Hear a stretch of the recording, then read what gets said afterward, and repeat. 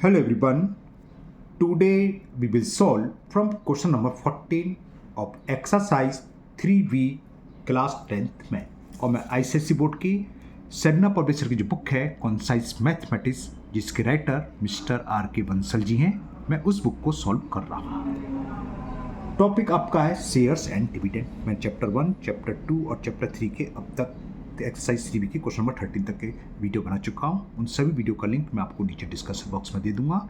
अगर इससे पहले आपको किसी क्वेश्चन में कोई डाउट है तो आप नीचे डिस्कस बॉक्स में जाकर उस वीडियो को लिंक को क्लिक करके आप वीडियो देख सकते हैं। चलिए स्टार्ट करते हैं क्वेश्चन नंबर 14। क्वेश्चन 14 है, mister Sharma has 60 shares of NB ₹100 and sell them when they are at a premium of 60%। 60 shares थे जिसकी नॉमिनल वैल्यू ₹100 है। उन्होंने उसको बेच दिया। कब बेच दिया? जब 60% प्रीमियम पर था, यानी कि उसके प्राइस 60% ज़्यादा हो गए। ठीक है ना।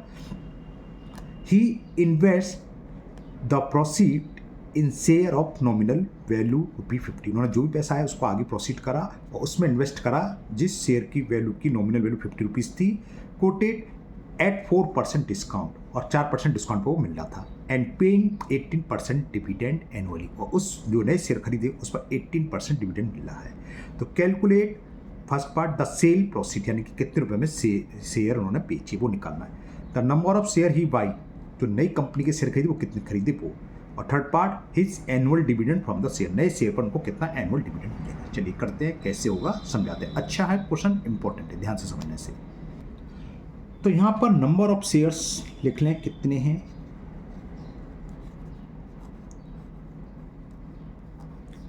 नंबर ऑफ शेयर्स 60 शेयर्स रखे हैं, जिसकी नॉमिनल वैल्यू दे रखी है। नॉमिनल वैल्यू दे रखी है ₹100। हालांकि फर्स्ट पार्ट में नॉमिनल की हमें जरूरत नहीं पड़ेगी। प्रीमियम मेन चीज है। प्रीमियम दे रखा हमें 60%। अच्छा, नॉमिनल की जरूरत पड़ेगी। ये प्रीमियम किस पर निकलेगा? 100 का 60%। 100 का 60% कितना हो गया? 60 हो गया, यानी कि 60% ऑफ 100 लिख दूं डायरेक्ट। 100 का 60% 60 होता है, सबको मालूम है ना। तो मार्केट वैल्यू क्या हुई? Market value of each share nominal value plus premium, यानी कि ₹100 का शेयर था, बाजार में ₹160 का शेयर है मिल रहा है, या आज की डेट पर उसकी कॉस्ट इतनी है। तो मिस्टर शर्मा ने क्या करा, जिनके पास 60 शेयर थे सारे के सारे शेयर बेच दिए। किस रेट पर? ₹160 पर। तो जो फर्स्ट पार्ट है द सेल प्रोसीडी है, कितने रुपए में शेयर बेचे। तो अमाउंट रुपीज सेल प्रोसीड लिख दो, या amount receive by mister Sharma, ऐसे भी लिख सकते हो, वो आपकी मर्जी है, कुछ भी लिख दो। क्या होगा? नंबर ऑफ शेयर ₹60 शेयर्स हैं, ये रहे नंबर ऑफ शेयर्स, और मार्केट में 160 का बिक रहा है एक शेयर, तो 160 से मल्टीपल कर दें। तो फर्स्ट पार्ट का आंसर तो आ गया 16 × 96 ₹9,600। अब सेकंड पार्ट करेंगे। अब मिस्टर शर्मा ने बेच वाच के उनके पास ₹9,600 आ गए। अब इन्होंने इसको नए शेयर में इन्वेस्ट करा, और किस शेयर पर इन्वेस्ट करा मैं दोबारा पढ़ देता हूँ आपके लिए। वो लिख रहे हैं, he invest the proceed in share of nominal value ₹50। तो NB ऑफ न्यू शेयर ऐसे लिख दे रहा हूँ, NB ऑफ न्यू शेयर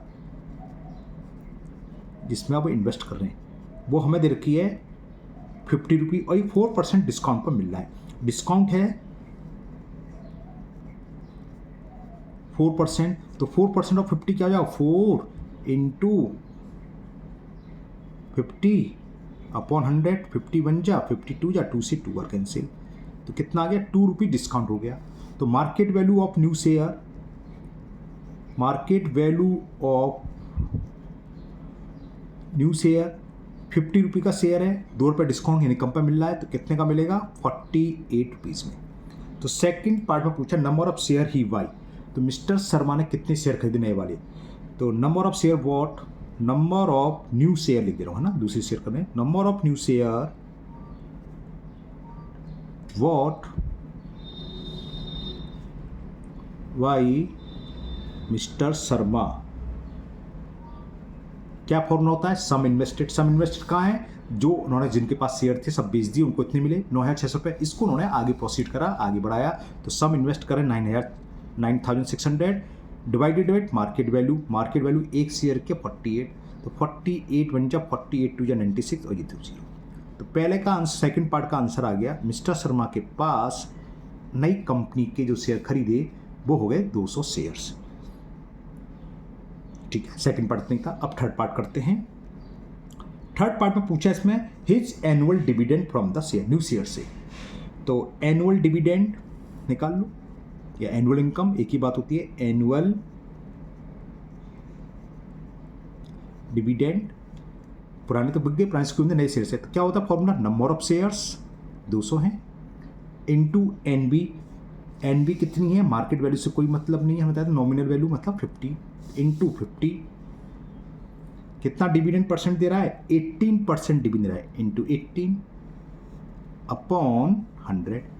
एक ये जीरो हटा देता हूँ, एक ये जीरो हटा देता हूँ। 25 से 100, 100 का 18 में मल्टीपल करेंगे तो 1800 रुपीज़। तो ये थर्ड पार्ट का आंसर हो गया आपका। ओके, ये कंप्लीट हो गया क्वेश्चन नंबर 15 था, 14 था सॉरी। अब करते हैं क्वेश्चन 15। क्वेश्चन 15 है, a company with 10,000 shares of nominal value 100 rupees declare an annual dividend of 8% to the share holder. First part, calculate the total amount of dividend paid by the company. तो ये चीज़ सीधा number of shares into NB into dividend percent upon 100, पहला answer आ जाएगा। फिर पढ़ते हैं second part क्या है। Ramesh had bought 90 share, Ramesh ने इस कंपनी के 90 शेयर खरीदे एट 150 रुपीज़ पर शेयर, और लेकिन कितने में खरीदे, मार्केट वैल्यू उसकी 150 है, 150 पर शेयर के हिसाब से खरीदे। तो calculate the dividend he receive and the percentage of return of his investment. Easy है, चलिए करते हैं कैसे हो बताते हैं। तो यहाँ पर फर्स्ट पार्ट के लिए नंबर ऑफ शेयर्स लिख लें, कितना दे रखा हमें 10,000, नंबर ऑफ शेयर्स, हाँ 10,000 ही है, NB nominal value of each share, और ये दे रखी हमें 100 रुपीज़। डिविडेंड कितना दे रखा है 8%, डिविडेंड 80 तक कहाँ चला गया, बड़ी जल्दी आंखों से ओझल हो जाता है सवाल का। 8 बोल रहा था मैं, तो बड़ा चक्कर है। क्वेश्चन नंबर 15 था। हाँ, डिविडेंड 8% है, 8% का था 100 पर 8, 100 पर 8 मिले तो 10,000 पर क्या मिलेंगे, डिविडेंड है 8%।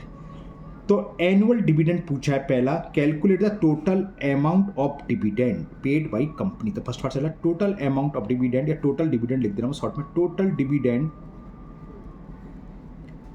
क्या होता है, नंबर ऑफ शेयर्स वो है हमारे पास 10,000 into NB of 1 share into dividend percent upon 100, 100 से 100 कैंसिल। तो फर्स्ट पार्ट का आंसर आ गया आपका 80,000 रुपीज़ डिविडेंड मिलेगा। कंपनी द्वारा इन 10,000 शेयर पर कितना डिविडेंड मिला, 80,000। सेकेंड पार्ट कह रहा रमेश हैड बॉट 90 शेयर्स। तो number of shares bot Ramesh, या रमेश है शॉर्ट में लिख देता हूँ, रमेश हैज 90 शेयर्स। तो रमेश पर 90 शेयर्स हैं तो 90 शेयर्स पे डिविडेंड मिलेगा।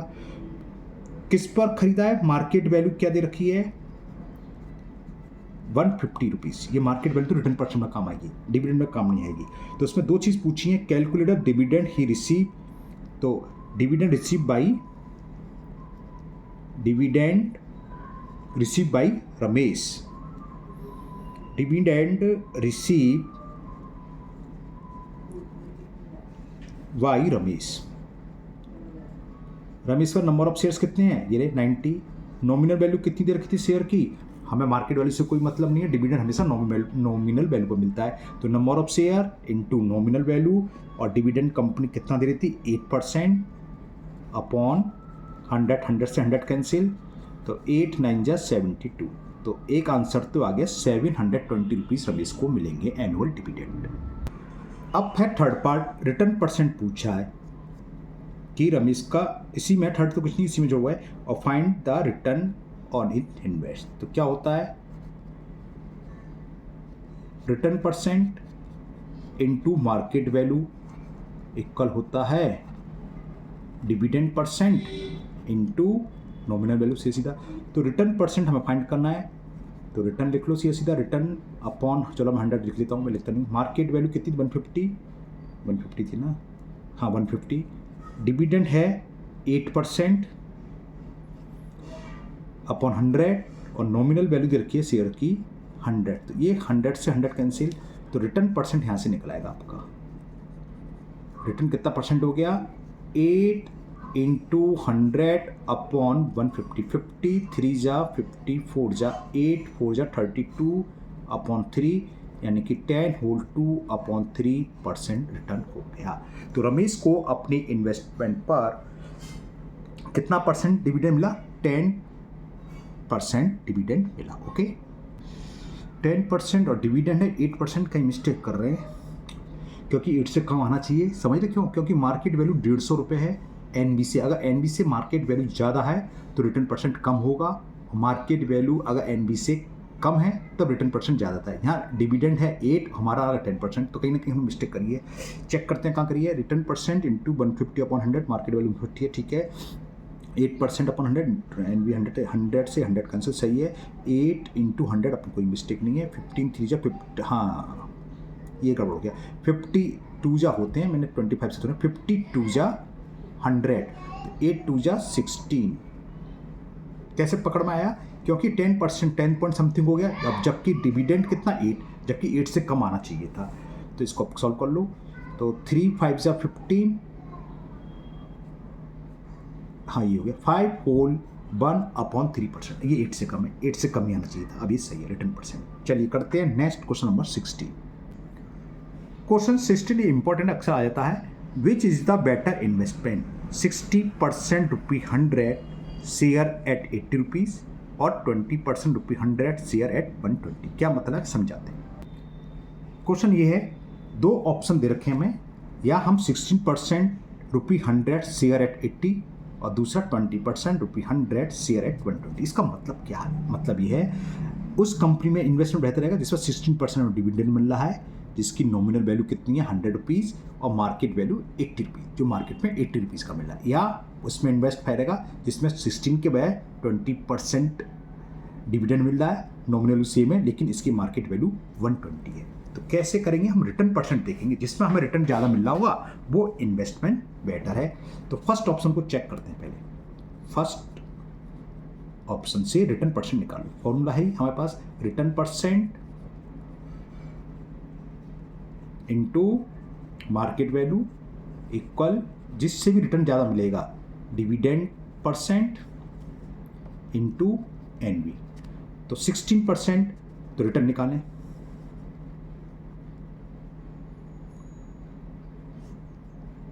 इंटू मार्केट वैल्यू, ये मार्केट वैल्यू है 8, यानी कि बाजार में 80 रुपये मिल रहा है, इंटू 80। डिविडेंड परसेंट दे रखा फर्स्ट ऑप्शन में 16 अपॉन 100 और एनबी कितनी है 100, तो 100 से 100 कैंसिल, तो रिटर्न कितना हो गया, फर्स्ट ऑप्शन में रिटर्न आ गया हमारे पास 16 इंटू 100 अपॉन 80, तो 0 से 0 काट दे रहा हूँ और 8 2 जा और 10 2 जा 20% रिटर्न मिल रहा है। अगर हम फर्स्ट ऑप्शन को चूज करते हैं तो हमें अपने पैसे पर हमने जितना सम ऑफ मनी इन्वेस्ट करा उसको 20% रिटर्न मिलेगा। अब जरा सेकंड ऑप्शन भी चेक करें। सेकंड ऑप्शन में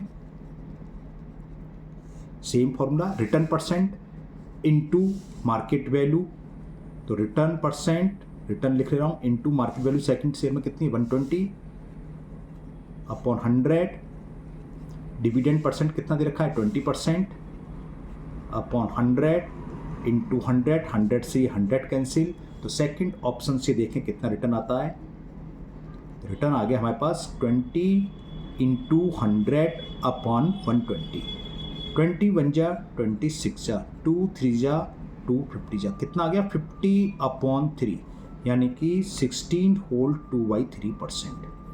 पहले ऑप्शन में 20% रिटर्न मिल रहा है, सेकंड ऑप्शन में कम मिल रहा है, तो कौन सा ऑप्शन सही है, ये बेटर है। तो ये क्या मतलब क्या तो लिख दोगे 16%, या first option is better, first option is better, या पूरा का पूरा लैंग्वेज लिख दो। फर्स्ट ऑप्शन क्या था, ये लिख दोगे 16% ₹100 shares at 80 is better। Okay, तो ये क्वेश्चन 16 कंप्लीट हुआ। आज के वीडियो में 3 ही क्वेश्चन रहने देते हैं। मुझे उम्मीद है तीनों क्वेश्चन आपको, ये इंपॉर्टेंट है, अक्सर आ जाता है, मुझे उम्मीद है तीनों क्वेश्चन आपको अच्छे से समझ में आ गए होंगे। फिर भी अगर आपको किसी क्वेश्चन में डाउट है तो आप कमेंट बॉक्स में कमेंट करें, मैं उस क्वेश्चन को और अच्छे से समझाने की कोशिश करूँगा। अगर आप लोग पहली बार चैनल पर आए हैं तो चैनल को सब्सक्राइब करना ना भूलें, साथ ही साथ बेल आइकन जरूर प्रेस करें, जिससे आगे जो भी वीडियो अपलोड होगी उसका नोटिफिकेशन आपको मिल जाएगा और वो वीडियो आपकी मिस नहीं होगी। इस वीडियो को अपने दोस्तों को भी शेयर करें, जिससे कि वो भी इसका फ़ायदा उठा सकें। फिर मिलते हैं नेक्स्ट वीडियो में। Thank you, have a nice day.